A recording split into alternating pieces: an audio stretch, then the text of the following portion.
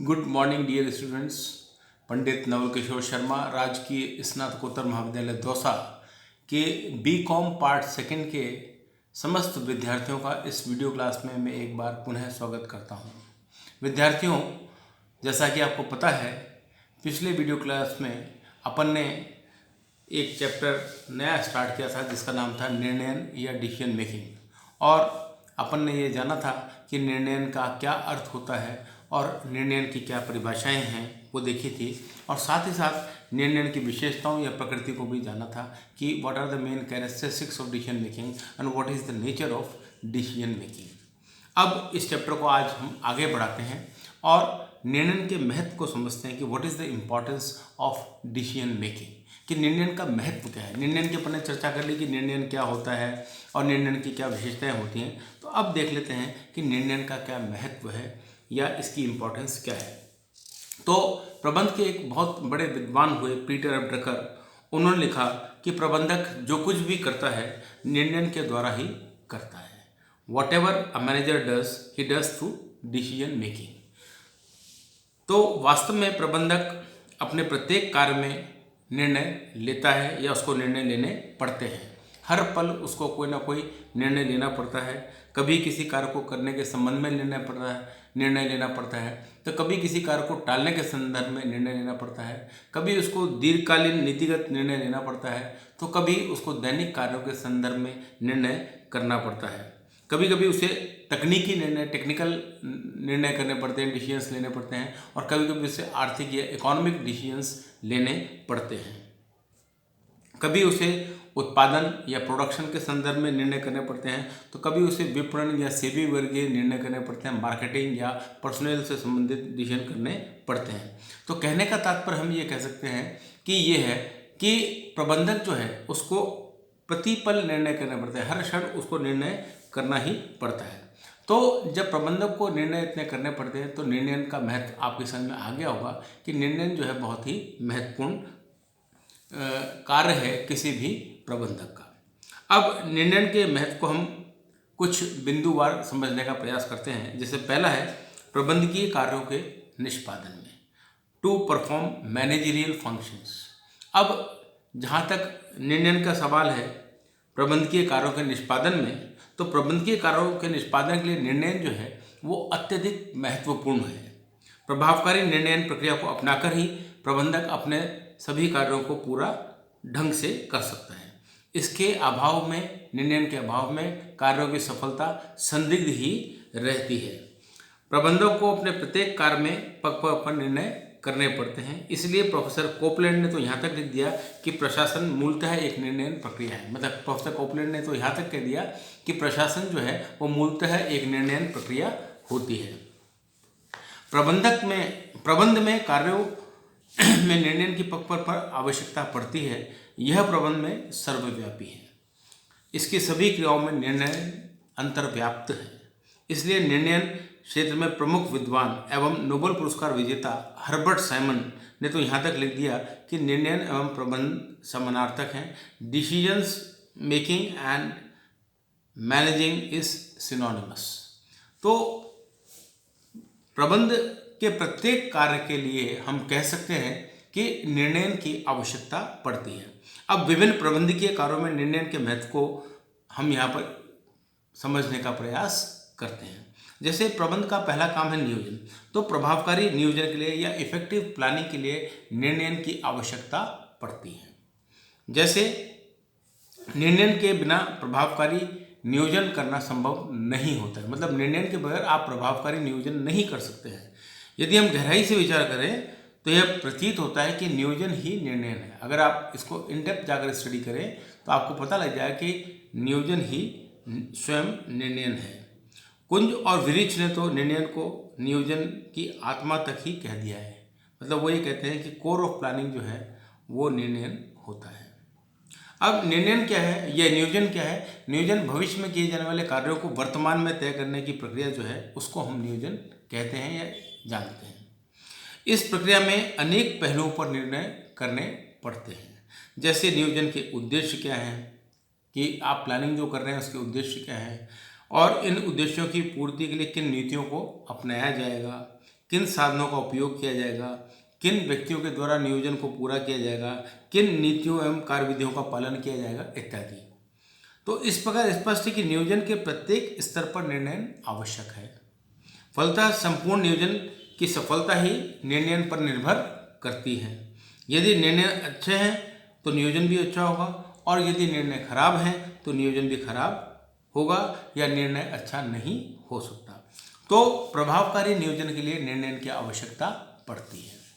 दूसरा, सुदृढ़ संगठन संरचना के लिए, फॉर साउंड ऑर्गेनाइजेशन स्ट्रक्चर।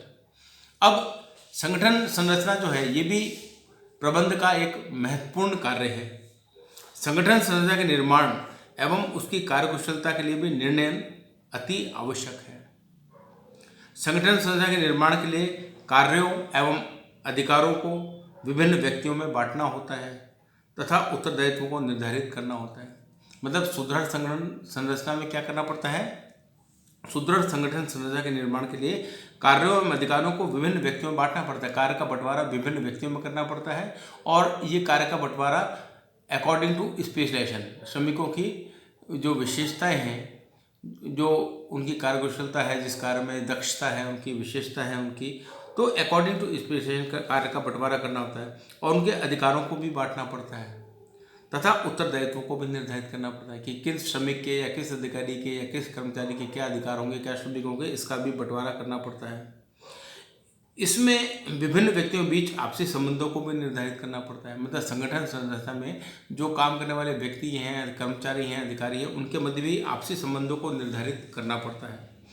अधिकारों का केंद्रीकरण एवं विकेंद्रीकरण की सीमा को भी निर्धारित करना पड़ता है। संगठन के विभागीकरण के आधारों को भी तय करना पड़ता है। मतलब डिपार्टमेंटलाइजेशन किस प्रकार से किया जाएगा, अधिकारों का सेंट्रलाइजेशन या डिसेंट्रलाइजेशन कितना होगा, किस प्रकार होगा, इन सभी संगठनात्मक क्रियाओं के निष्पादन में प्रभावकारी निर्णय की पग पग पर आवश्यकता पड़ती है। तो निर्णय की आवश्यकता हमने देखा नियोजन में पड़ती है, निर्णय की आवश्यकता हमने देखा सुदृढ़ संगठन संरचना के निर्माण के लिए पड़ती है। तीसरा है निर्देशन की सफलता के लिए, for the success of direction. निर्णय की आवश्यकता निर्देशन कार्य में पड़ती है, डायरेक्शन में ही पड़ती है। प्रबंध का एक महत्वपूर्ण कार्य निर्देशन का भी है, डायरेक्शन का भी है। तो निर्णय की आवश्यकता या डिसीजन मेकिंग की आवश्यकता हम देखते हैं कि निर्देशन कार्य में ही पड़ती है।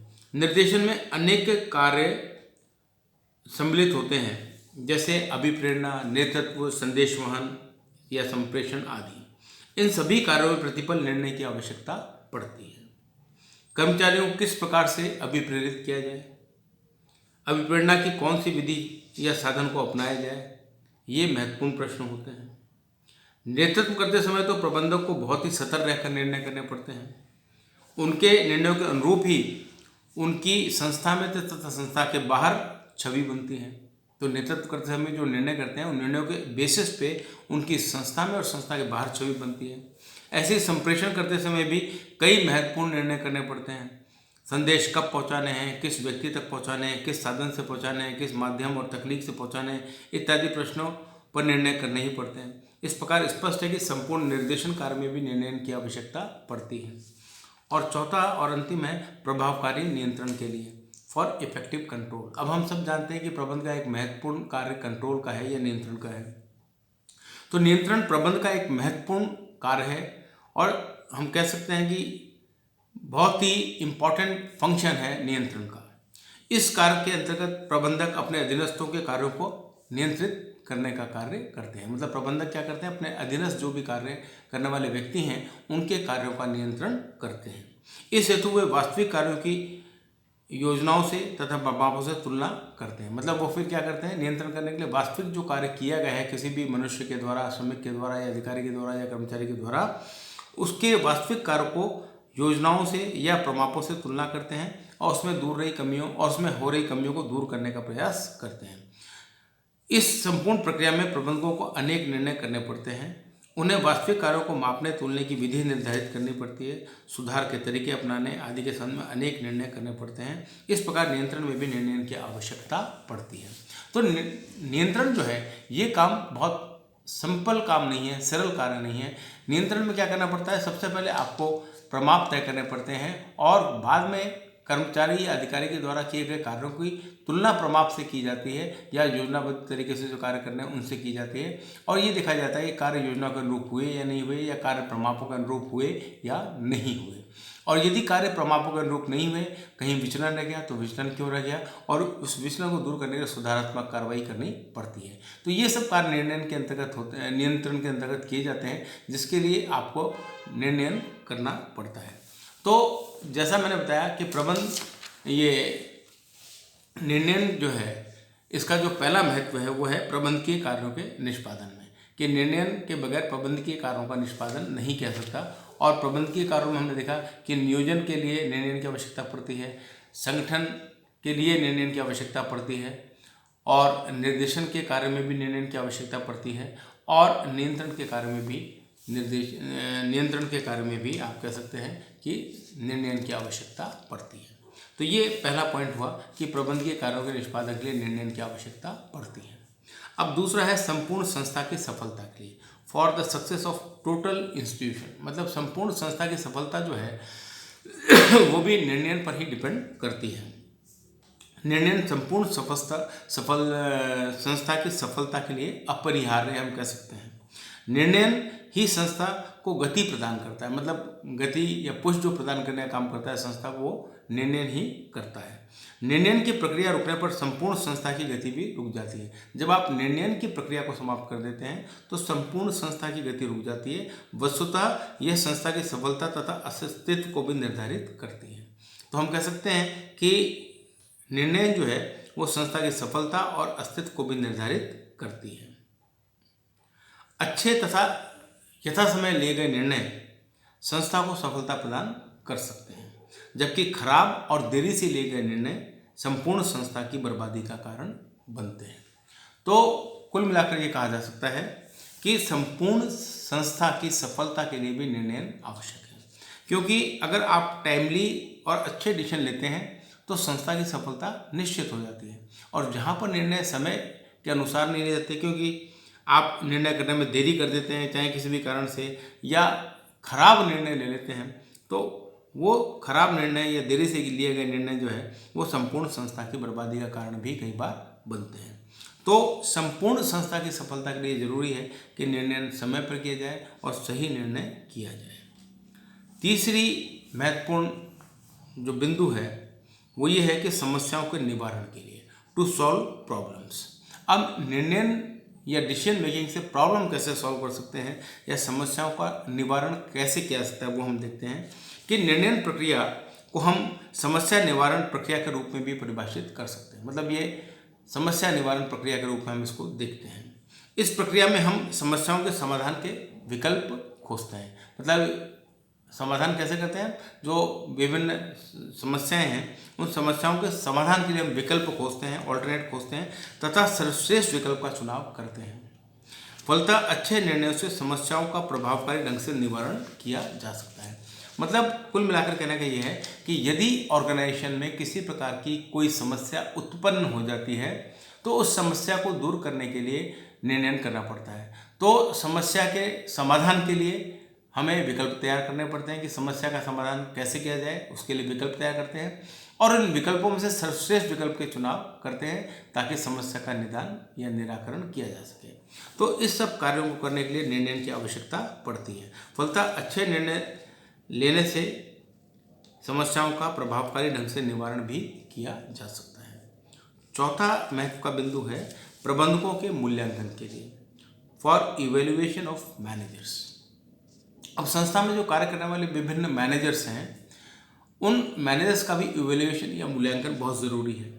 प्रायः यह माना जाता है कि अच्छे प्रबंधकों के निर्णय अच्छे ही होते हैं। मतलब ये मान के चलते हैं कि अच्छे यदि प्रबंधक आपने अपॉइंट कर रखे हैं संस्था में तो उनके निर्णय अच्छे ही होंगे।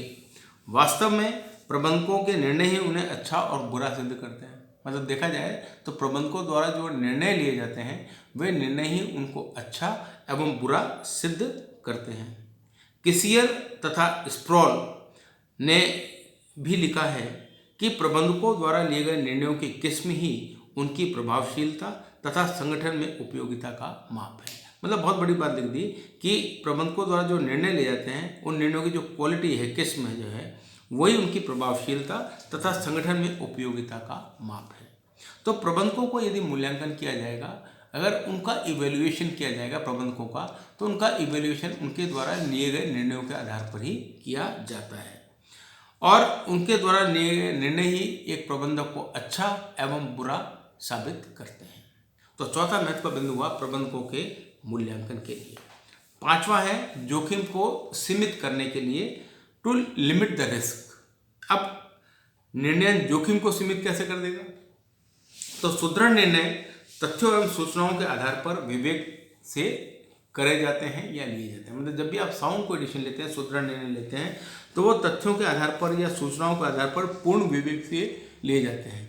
मतलब वो सॉलिड ग्राउंड्स के आधार पर या सॉलिड इंफॉर्मेशन के आधार पर पूर्ण विवेक से लिए जाते हैं।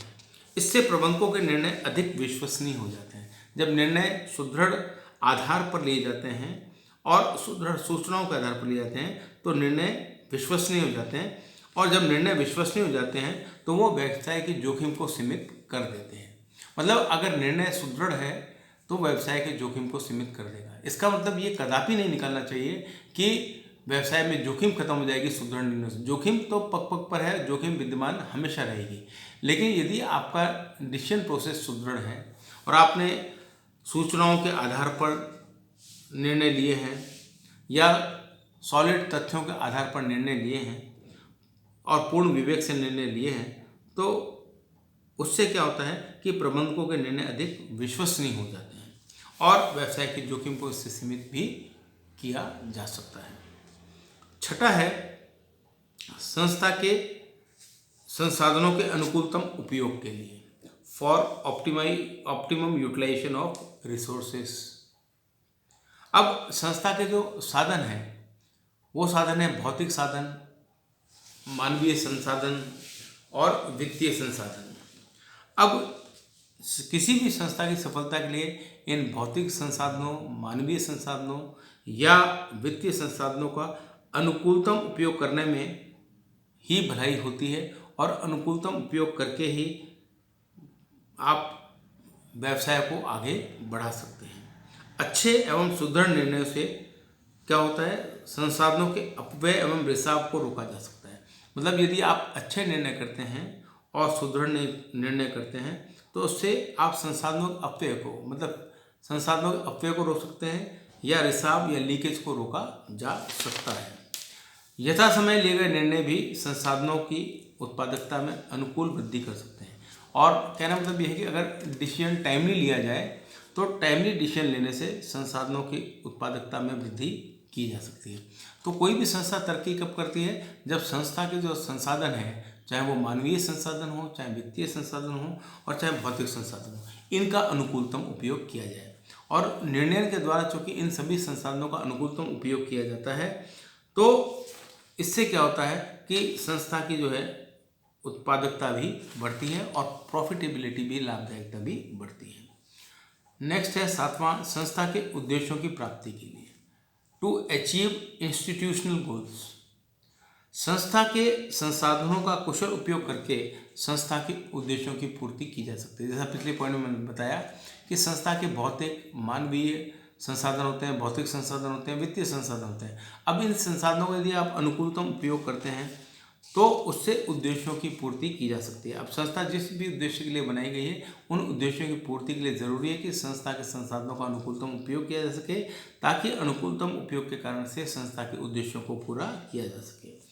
प्रबंधक यथासमय निर्णय लेकर व्यावसायिक अवसरों का समुचित लाभ उठाते हैं। मतलब वो टाइमली डिसीजन लेकर जो भी अवसर उनको मिलते हैं उनका लाभ उठा पाते हैं तथा संस्था के उद्देश्यों की पूर्ति करते हैं। और लास्ट है प्रबंधकों के अस्तित्व का प्रमाण पत्र, the mark of existence of managers. निर्णय जो है वो प्रबंधकों के अस्तित्व का प्रमाण है। मतलब निर्णय जो है, डिसीजन मेकिंग का जो काम है, ये सभी प्रबंधकों के एग्जिस्टेंस का सर्टिफिकेट है, प्रमाण है। निर्णय ही प्रबंधकों तथा कर्मचारियों के बीच अंतर का एक प्रमुख आधार है। मतलब अधिकारियों और प्रबंधकों और कर्मचारियों के बीच अंतर का एक प्रमुख आधार निर्णय है, क्योंकि प्रबंधक ही निर्णय करते हैं। ड्रकर के अनुसार यदि प्रबंधक की कोई सार्वभौमिक पहचान है तो वो निर्णय है। मतलब पीटर ड्रकर ने तो यहाँ तक कह दिया कि कि प्रबंधक की यदि कोई पहचान है तो वो निर्णय ही होती है। If there is one universal mark of a manager it is decision making, ये ड्रकर ने बताया। वस्तुतः प्रबंधक जो है सदैव निर्णय करता है। इस प्रकार स्पष्ट है कि निर्णय जो है प्रबंध की सफलता के लिए परम आवश्यक होता है। प्रबंधक एवं निर्णय प्रक्रिया की चोली दामन का साथ होता है। एक के बिना दूसरे का कोई अस्तित्व नहीं है। इतना ही नहीं, यह संपूर्ण संस्था की सफलता एवं अस्तित्व के लिए अनिवार्य है। तो कुल मिलाकर ये आज जो हमने पढ़ा, ये निर्णय के महत्व के बारे में हमने चर्चा करी कि निर्णय का किसी भी संस्था में क्या महत्व होता है। तो जैसा कि मैंने पहले बताया कि प्रत्येक संस्था में कार्य करने वाले प्रबंधकों को पग पग पर निर्णय करने पड़ते हैं। कभी किसी कार्य को करने के संदर्भ में, कभी किसी कार्य को टालने के संदर्भ में, कभी उत्पादकता के संदर्भ में, कभी सेवी वर्गीय या मार्केटिंग के संदर्भ में, तो आए दिन उसको निर्णय करने पड़ते हैं। तो निर्णय का संस्था की सफलता में बहुत महत्व होता है। अब क्या महत्व है, तो उसके अपन ने 8 बिंदु देखे। 8 में पहला था प्रबंधकीय कार्यों के निष्पादन में, कि प्रबंधकीय कार्यों के निष्पादन के लिए हम कह सकते हैं कि निर्णय का महत्व। और प्रबंधकीय कार्यों में क्या, नियोजन के लिए, संगठन के लिए, निर्देशन के लिए और नियंत्रण के लिए प्रबंधकीय कार्यों का महत्व होता है। दूसरा हमने देखा संपूर्ण संस्था की सफलता के लिए भी निर्णय का महत्व होता है। तीसरा समस्याओं के निवारण के लिए भी हम कह सकते हैं कि निर्णय बहुत आवश्यक है। चौथा प्रबंधकों के मूल्यांकन, मतलब प्रबंधकों का भी यदि मूल्यांकन करना है तो प्रबंधकों का मूल्यांकन भी on the basis of decision taken by them किया जाता है। पांचवा है जोखिम को सीमित करने के लिए, कि जोखिम तो निर्णय से समाप्त नहीं हो सकती है, लेकिन हाँ जोखिम को सीमित जरूर किया जा सकता है। संसाधनों के अनुकूलतम उपयोग के लिए, ये भी हम जानते हैं कि संस्था में संसाधन बहुत होते हैं, चाहे वो भौतिक हों, चाहे मानवीय हों और चाहे वित्तीय संसाधन हों, लेकिन जब तक उनका अनुकूलतम उपयोग नहीं होगा तो संस्था तरक्की नहीं करेगी। ऐसी स्थिति में संस्था के अनुकूल साधनों का अनुकूलतम उपयोग करने के लिए भी निर्णय की आवश्यकता होती है। सातवां है संस्था के उद्देश्यों की प्राप्ति के लिए। अब संस्था के जो उद्देश्य है वो कब प्राप्त होंगे, जब संस्था के साधनों का अनुकूलतम उपयोग होगा।